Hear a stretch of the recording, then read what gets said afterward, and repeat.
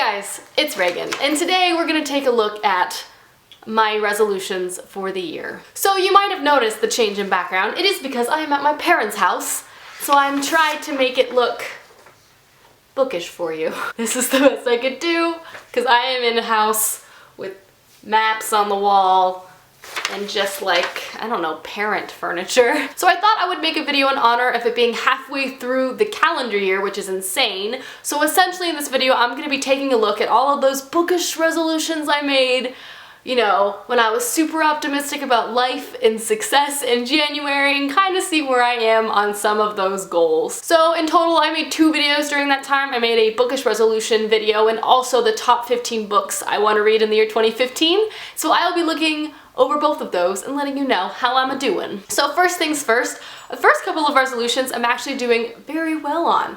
The first one being, which is a really easy one to follow, is a resolution of do what you want, which is essentially to read the books that I want to read. And I can happily inform you that I read the books I want to read. No one's been like, hey, you must read this, and I was like, no. And my second resolution was to read a total of 60 books this year, and so far I have read a total of 42 books, and according to Goodreads, that is 11 books ahead of schedule. So, good job, Reagan. You're doing good. The last resolution I had in that video was that my announcement of participating in Project TBR, which was essentially the plan, or the plan I had was to limit the amount of books on my to-be-read pile, or the unread books on my bookshelf. At the time of making the video, I had 112 unread books on my shelf, and I had made the grand statement of saying, hopefully by the end of the year I can have that. Well, friends, currently, I have a total number of 104 books on my unread pile of books, which, if you look at it from a very optimistic standpoint, I have lowered it by 8 books in 6 months, which, hey, that's a win in some ways. To say that I'll have that by the end of the year, I'm gonna just go out on a limb here and say probably not. My goal is to get it to 90. But you know what?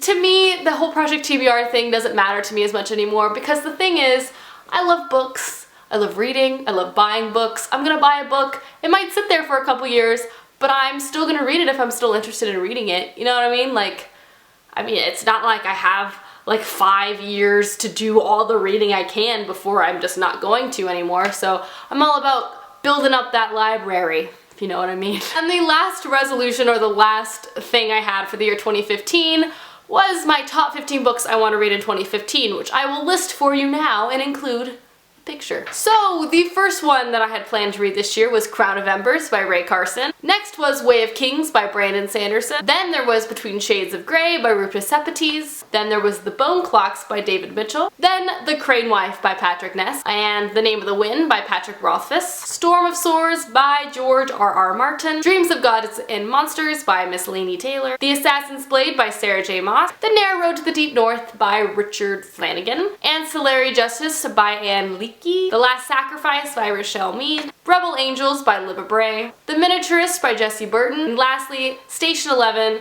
by Emily St. John Mandel. So you're probably like, Reagan, it's been 6 months, you know, halfway through the year. Out of those 15 books, you should be like 7 or 8 in, right? Wrong.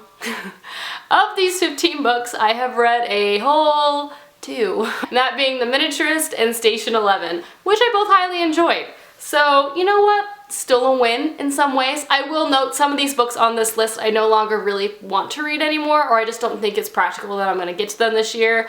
Specifically, I don't really want to read A Storm of Swords or The Last Sacrifice any longer. They just don't really appeal to me. But the rest of the books I still want to read. I don't know if I'm going to get to them this year, but maybe, hopefully, that would be cool.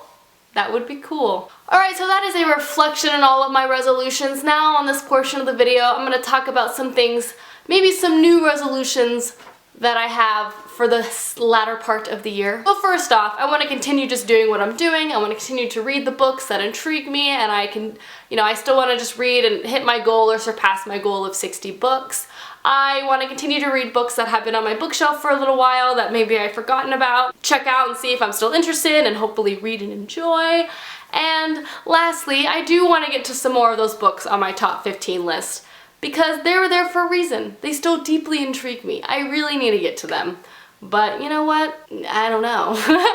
Alrighty guys, that is a look back and a reflection on my bookish resolutions so far this year. Let me know down below how you are doing or failing your resolutions you made back in January. And yeah, I will see you guys soon with another video soon. Goodbye!